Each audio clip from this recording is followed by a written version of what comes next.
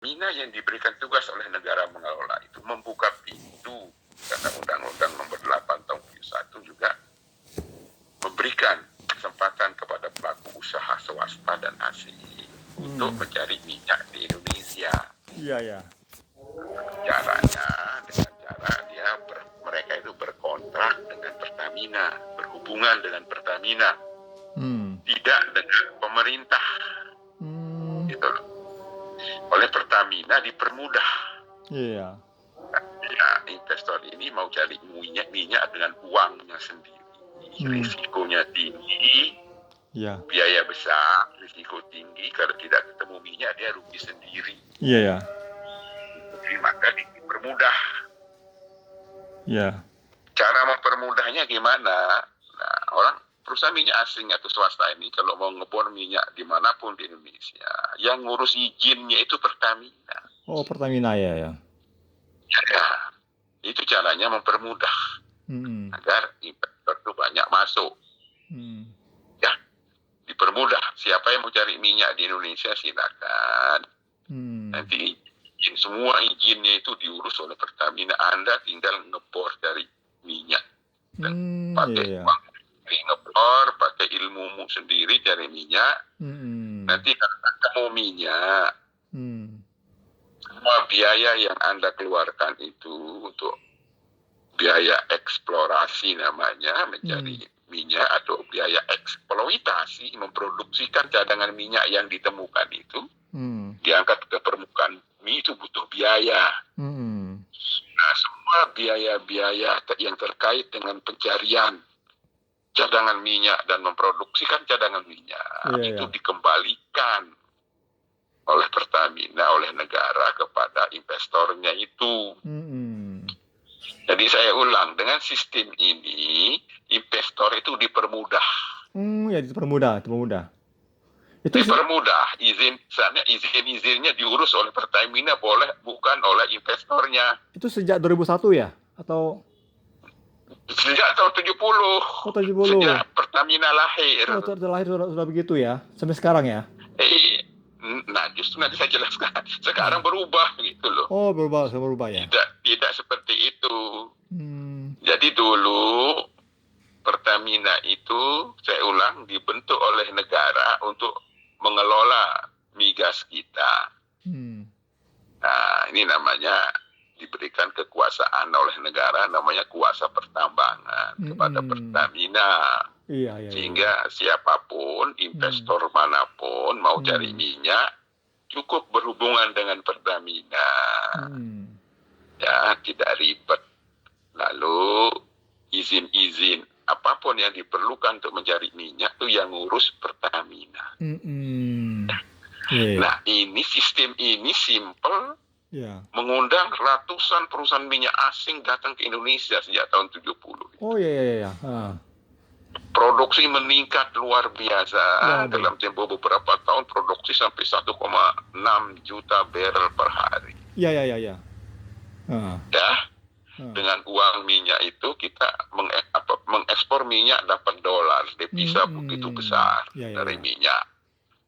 APBN, penerimaan dari minyak itu 80% APBN dari minyak di masa itu, ya. 80% dari minyak APBN itu pemerintah bangun SD Impres, puskesmas Impres, bangun jalan, bangun jembatan, bangun pabrik pupuk, bangun macam-macam dengan uang minyak itu. Ya, karena kita berhasil mengelola cadangan minyak dengan sistem yang sesuai konstitusi, sesuai pasal 33, sistemnya tidak ribet, tidak berbelit-belit. Gitu loh. Berhasil. Nah, tahun 1998 kita ada mengalami krisis moneter. Mungkin masih ingat. Ingat. Ya. Dolar dari 2.000 naik menjadi 15.000 apa itu? Sampai 17.000 ya. Tahun 1998. Kita pinjam uang ke IMF. IMF ya, betul, IMF. Pemerintah itu pinjam uang ke IMF. Ya. Karena pemerintah kesulitan dana, dolar langsung meningkat luar biasa. Pinjam uang ke IMF. Nah, IMF mensyaratkan bisa kasih uang pinjaman dengan syarat supaya Undang-Undang nomor 7 tahun 8 tahun 1971 yang melahirkan Pertamina itu supaya dicabut. Itu permintaan IMF. Ya, dicabutlah Undang-Undang nomor 8 tahun 71 oleh pemerintah karena diperintah oleh IMF. Dan diganti dengan Undang-Undang Migas nomor 22 tahun 2001. Oh, yang itu ya, yang kontroversi itu ya? Yang kontroversi Undang-Undang Migas nomor 22 tahun 2001 itu membubarkan Pertamina. Sebab undang-undangnya dicabut, Undang-Undang nomor 8 tahun 71 diganti dengan PT Persero Pertamina. Persero. Yang ada sekarang ini namanya PT Pertamina Persero. Beda itu antara Pertamina yang dulu dengan yang sekarang. Jadi PT Persero Pertamina sekarang dia sama juga PT-PT yang lain, tidak lagi ditugaskan, tidak ada lagi wewenang untuk mengelola migas Indonesia. Nah itu dulu. Nah sekarang tentang kesulitan keuangan Pertamina sekarang, yaitu Pertamina PT Persero, bukan Pertamina yang dulu. Persero dari sejak itu ya? Iya, itu antara lain disebabkan karena dia berubah status. Berubah status dia sekarang. Status ya? Tidak lagi memegang kekuasaan atas cadangan minyak di perut bumi Indonesia. Tidak lagi punya wewenang. Dulu waktu masih berwenang atas cadangan minyak di perut bumi. Pertamina itu amat sangat dihargai, amat sangat dihormati oleh seluruh industri minyak dunia. Sebab perusahaan-perusahaan minyak dunia itu datang ke Indonesia untuk berinvestasi. Hanya dengan ketemu Pertamina, mereka bisa ngebor di mana dan izin-izin diurus oleh Pertamina begitu gampang. Sehingga mereka bisa produksi tinggi. Dia dihargai oleh semua perusahaan minyak dunia. Pertamina itu dihormati, punya kredibilitas yang tinggi di mata bank-bank internasional. Nah, ini baru masuk ke segi finance-nya sekarang. Nah, pada masa itu karena perusahaan minyak asing ataupun bank-bank internasional tahu bahwa Pertamina itu oleh Undang-Undang Negara Indonesia diberikan kewenangan untuk mengelola cadangan minyak migas yang ada di perut bumi Indonesia. Ya, ada undang-undang. Mereka tahu sehingga Pertamina zaman dulu itu dihormati oleh semua bank internasional. Nah, bank itu soal kepercayaan. Orang mesti pinjam duit itu soal kepercayaan. Nah, tahun awal 70-an, Pertamina bangun pabrik LNG di Arun di Aceh. Biayanya sekitar, kalau uang sekarang mungkin 3 miliar dolar, sekian ratus triliun. Membangun pabrik LNG. Pertamina dengan gampang ngumpulin bank-bank internasional itu, bilang, bank-bank, saya Pertamina dari Indonesia, perusahaan minyak negara, diberikan kewenangan, kekuasaan atas migas yang ada di perut bumi Indonesia. Sekarang saya mau bangun pabrik LNG, Aceh, merubah gas di perut bumi yang begitu besar di Aceh itu diubah menjadi cair. Kita dibawa ke Jepang, ke Korea untuk dijual. Dengan tanker dirubah jadi cair dulu. Nah, ini namanya LNG yang dibutuhkan. Nah, saya butuh pabrik LNG yang biayanya 3 miliar dolar. Saya minta Anda biayai. Pertamina bilang begitu pada direktur Bank Internasional itu. Ya?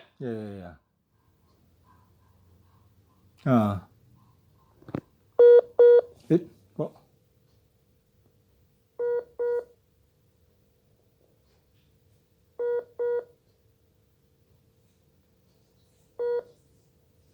terhubung ya? Ya, halo. Halo? Ya, halo.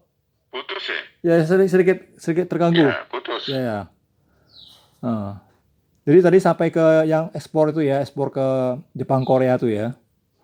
LNG kita. Jadi pabrik LNG dibangun di Arun tanpa menggunakan uang APBN 1 sen pun. Pabrik LNG dibangun, jual ke Jepang, ke Korea, hasilnya luar biasa. Iya, sangat untuk luar biasa. Negara. Karena bangun pabrik LNG-nya dengan uang pinjaman bunga murah karena dipercaya oleh Bank Internasional, dijual ke Jepang, Korea LNG ini dengan harga bagus. Ya. Itu. Nah, beberapa tahun kemudian ditemukan cadangan gas besar juga di Kalimantan Timur, di Badak. Pertamina mengcopy paste cara itu. Panggil direktur bank. Pak Bang, saya butuh sekarang bangun pabrik LNG di Badak, Kalimantan Timur. Butuh uang 3 miliar dolar. Saya akan kembalikan. Siap, kata bank. Kasih pinjaman bunga rendah. Dan tanpa menggunakan government garanti. Ya, karena percaya. Percaya, itu kata kuncinya, percaya. Kata kuncinya. Kata kuncinya dipercaya oleh bank-bank manapun. Nah, PT Persero Pertamina tidak dipercaya. Itu. Atau kepercayaannya kurang bank-bank internasional. Bisa pinjam duit, tapi lu harus bayar bunga tinggi. Iya, karena tidak percaya harus bunga tinggi. Akibatnya. Nggak percaya. Contohnya ya. Kira-kira 1 tahun yang lalu, Pertamina butuh duit sekitar 1,5 miliar dolar. 1,3 miliar dolar. Untuk membayar namanya signature bonus ke pemerintah. Karena blok minyak yang ada di Rokan Riau, yang tadinya ditangani oleh perusahaan minyak asing namanya Caltex, sudah selesai kontrak. Lapangan minyak ini kembali ke negara. Negara dalam ini diwakili oleh BP Migas namanya. Nah, BP Migas yang menerima lapangan ini tidak bisa dia operasikan. Karena BP Migas itu bukan perusahaan. BP Migas bukan perusahaan, itu masalahnya kan? Bukan, dia lembaga pemerintah. Dan dia itu beda sekali itu. Beda. Kalau Pertamina itu dia perusahaan. Saya ulang, dia bisa ngebor minyak, cari minyak. Minyaknya bisa dia olah jadi kilang. Dikilang menjadi BBM atau didol, dijual ke luar negeri, diekspor. Dia bisa, Pertamina. Kalau BP Migas nggak bisa. Jadi BP Migas nggak bisa membangun pabrik LNG yang bisa. Pertamina itu terjadi sebelum Undang-Undang Migas tahun 2001. Ya, itu 2001 itu yang jadi kontroversi itu. Setelah Undang-Undang Migas nomor 22 tahun 2001, Pertamina berubah total menjadi PT Persero yang tidak punya kekuasaan atas cadangan minyak di perut bumi. Sekarang ini mereka tidak punya kekuasaan. Sehingga kalau pinjam duit cari pendanaan, financing itu susah. Ada pinjam duit bisa, tapi bunga tinggi. Padahal itu ulah IMF tuh ya? Hah? Itu gara-gara ngikutin IMF tuh ya? Iya, karena IMF. Karena Undang-Undang Migas. Kita ikutin nomor dia. 22 tahun 2001. Undang-Undang Migas nomor 22 tahun 2001 itu kemauan IMF. Iya. Itu Ya, kita sadarnya kesalahan itu sejak kapan ya? kenapa? Sadarnya kesalahan itu sejak kapan sadarnya? Kalau pemerintah itu tidak pernah sadar. Waktu itu kan Pak Kotobi yang perjuangkan waktu itu tahun berapa ya? Perjuangkan Iya, tahun berapa? saya Pertama kali Pak Kotobi kapan pertama kali memperjuangkan itu? saya memperjuangkan ini sebelum tahun 2001. Waktu Undang-Undang Migas itu masih berupa RUU. Masih RUU ya? Masih rancangan Undang-Undang Migas ya, tahun 1998, 99, tahun 2000. Itu saya tulis di Kompas itu 500 tulisan kalau Anda langganan Kompas. Waduh. Kita bisa atau langganan majalah Tempo. Ya. Saya ingatkan di situ, jangan disahkan RUU Migas ini. Karena kalau disahkan akan merugikan Pertamina dan merugikan negara. Saya ingatkan situ. Cuma yang ngomong begini ini kan cuma saya di Republik ini. Iya, makanya itu kan sampai yang Pak Kotobi. Lain-lain kan yang ikut saja. Yang waktu itu mesti diusir tuh ya, diusir sama siapa tuh ya? Iya, banyak lah. Menteri itu. Bukan, menteri itu ya? Ya. Menteri yang ngusir itu, menteri. Saya ceritakan ke Anda ini. Ya. Dan Anda mau menulis secara ilmiah, ya, berbentuk tesis. Karena saya mau mencari pencerahan dulu, ngolah ini semua ya. Ya, nah itu jadi terjadi perubahan sistem tata kelola migas nasional sejak lahirnya Undang-Undang Migas tahun 2001. Ya. Perubahan yang paling menonjol itu satu, merubah Pertamina menjadi PT Persero. Ya. Tadinya Pertamina bukan PT Persero. Apa tadinya? Tadinya adalah perusahaan negara yang dibentuk oleh undang-undang. Namanya Pertamina juga, cuma kepanjangannya Pertamina itu perusahaan pertambangan minyak dan gas bumi negara. Titik. Tidak pakai PT Persero gitu loh. Makanya selama ini saya juga taunya tuh, mungkin semua orang juga taunya dari awal tuh, taunya Pertamina aja. Kita nggak tahu perubahan-perubahan itu ya. Ya, baru tahu dari Pak Kotobi nih. Jadi Persero tuh ya. Dengan Undang-Undang Migas, Pertamina itu kekuasaannya dipotong. Iya. Ya. Yang berdampak kepada kredibilitas Pertamina di dunia perbankan internasional anjlok. Juga kredibilitas Pertamina di mata perusahaan-perusahaan minyak dunia anjlok. Gitu, ini terkaitan dengan finance, keuangan. Dengan finance, betul-betul finance. Ya, itu sudah saya ingatkan, jangan ganti undang-undang ini, sebab di samping merugikan negara, juga ini melanggar konstitusi. Saya bilang nggak percaya. Ya, betul. Sesuai dengan yang saya dengar dari YouTube juga saya dengar persis seperti itu. Ya, akhirnya apa? Mahkamah Konstitusi mencabut 17 pasal dari Undang-Undang Migas itu. Dicabut oleh MK. 17 pasal oleh MK ya? Iya, itu yang keputusan MK. Sesudah itu terjadilah yang undang-undang yang nomor 22 tuh ya? Iya, enggak. Undang-Undang nomor 22 tahun 2001 dicabut pasalnya sebanyak 17. Oh iya, dicabut udah ya. Undang-undang yang dari IMF itu. Karena melanggar konstitusi. Oke. Di samping melanggar konstitusi, ya, juga Undang-Undang Migas ini terbukti menyebabkan investasi eksplorasi itu turun atau anjlok. Eksplorasi, ngerti eksplorasinya? Eksplorasi itu upaya mencari cadangan minyak di perut bumi. Anjlok ya. Belum ketemu cadangan minyak di perut bumi, harus dicari. Ya, dicari dulu. Dicari. Pencarian cadangan itu namanya eksplorasi. Ya. Ah.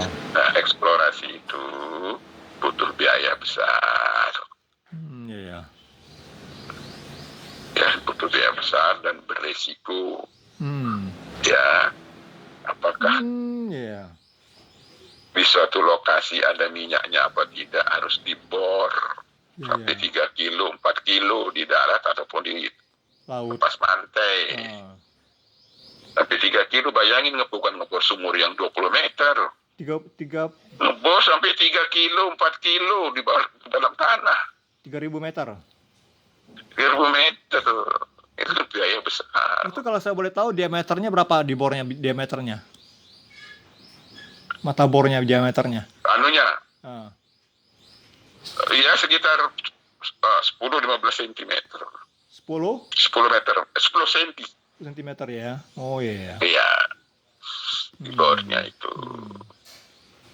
Ya, dengan yang tadi saya ceritakan, Iya, betul. dengan sistem yang lama, dengan Undang-Undang Nomor 8 tahun 71, Iya. di mana Pertamina diberikan kewenangan untuk mengelola. Sistemnya sederhana, simple, tidak birokratik, sehingga investor itu banyak masuk, betul. melakukan eksplorasi cari minyak. Ya, nah, sejak Undang-Undang Migas Nomor 22 tahun 2001 yang merupakan kemauan IMF, investasi eksplorasi itu anjlok, turun. Ya, turun ya. Turun karena sistemnya ribet. Karena yang mengelola itu pemerintah, tidak lagi perusahaan. Izin yang dibutuhkan oleh perusahaan migas asing maupun dalam negeri yang mencari minyak di Indonesia dibutuhkan 100 izin untuk melakukan pengeboran. Dan itu ditangani sendiri oleh investornya. Nah, Anda tahu, izin di satu meja pindah ke izin di meja lain, itu ada duitnya. Jadi ribet. Mana ada investor yang mau? Betul. Ya? Betul, ribet. Jadi sistemnya ribet, investornya tidak mau datang ke Indonesia. Sehingga investasi eksplorasi mencari cadangan minyak itu anjlok. Karena eksplorasinya anjlok, tidak ada penemuan cadangan minyak baru. Sumur baru tidak ditemukan. Karena investasinya anjlok. Iya, betul. Karena sumur baru tidak ditemukan, maka produksi minyak hanya mengandalkan sumur-sumur yang sudah ada, sumur yang sudah tua, yang sudah ditemukan 30, 20, 10 tahun yang lalu. Produksi hanya dari situ saja, di mana sumur-sumur minyak itu dari hari ke hari minyaknya di perut bumi berkurang di reservoirnya, karena diproduksikan setiap hari jadi berkurang. Jadi mau tidak mau produksi minyak juga sejak Undang-Undang Migas terus turun sampai hari ini. Selama 20 tahun produksi minyak Indonesia turun terus. Dari 1,6, 1,7 juta barel per hari. Hari ini cuma 700.000 barel per hari. Ya?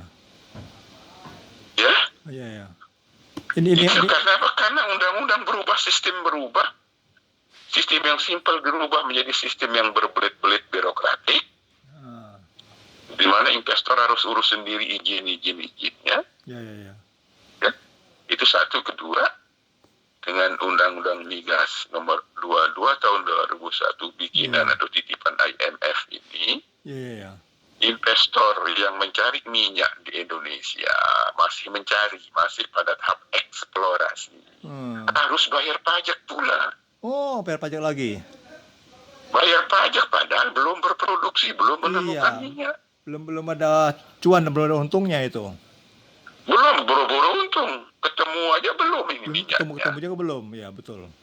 Masih eksplorasi namanya. Harus bayar pajak.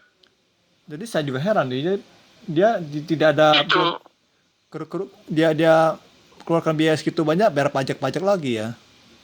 Bayar pajak. pajak. Yang belum tentu ketemu minyak harus bayar pajak pula. Ya. Nah, sebelum undang-undang migas dari IMF ini, sebelum ya, sebelum tahun 2001, nggak ada pajak itu. Tahunya belum ada ya. Nggak ada. Waktu berkontrak dengan Pertamina dulu itu mereka nggak dibebani pajak sebelum berproduksi. Iya, betul. Itu jadi bedanya jauh. Ini sistem lama dan sistem baru. Gimana sekarang bernama Pertamina Persero yang komisarisnya si Ahok. Tapi Ahok nggak bisa ngomong karena nggak ngerti masalah. Iya, betul. Mestinya Ahok itu mau telepon saya atau mau janjian, saya kan jelaskan agar dia ngerti, kasihan juga dia. Nggak ngerti masalah sejarah perminyakan Indonesia, ditaruh jadi komisaris utama. Iya, betul. Sehingga nggak mengerti di mana penyakit utama Pertamina, nggak ngerti dia. Iya, itu yang harus cari itu penyakit utamanya dulu dong. Iya, sumber utamanya ini karena sistemnya yang salah sekarang. Istilahnya Pertamina dizolimi oleh undang-undang itu. Iya. Ya? Sehingga dia nggak mampu membangun kilang BBM. Karena pinjam duit bisa pinjam, tapi bunganya tinggi. Tinggi banget itu. Bagaimana pinjam duit dengan nilai 100 triliun, bunga tinggi, bayangi. Kita sama-sama membahas di lapangan keuangan tuh, Pertamina berdarah atau bayar-bayar bunga itu? Iya. Sementara PT Persero Pertamina ini tetap diwajibkan oleh pemerintah seperti Pertamina lama. Oh, gitu ya. Sudah dipangkas kekuasaannya, sudah dikurangi kredibilitasnya Pertamina itu, sudah dihilangkan kepercayaan perusahaan atau bank-bank dunia terhadap Pertamina. Tapi kewajibannya sama dengan Pertamina sebelumnya yang gagah perkasa. Pertamina yang punya kewenangan, pasti kewajibannya sama, kan nggak fair, nggak adil. Ya, jadi sekarang lebih konyol lagi kalau setiap tahun ada subsidi BBM yang harus diberikan ke rakyat. Subsidi ya. Jual BBM dengan harga lebih murah daripada biaya. Ada rugi, ada subsidi BBM. Nah, subsidi BBM ini Pertamina disuruh bayar dulu puluhan triliun, bahkan ratusan triliun mungkin sekarang. Itu yang kemudian masuk ke piutang Pertamina ya? Piutang, nggak dibayar-bayar. Iya. Atau dibayar setelah bertahun-tahun, bayangin. Iya, bertahun-tahun ya. Dan juga bertahap bayarnya ya? Bertahap bayarnya, kadang-kadang ya itu Menteri Keuangannya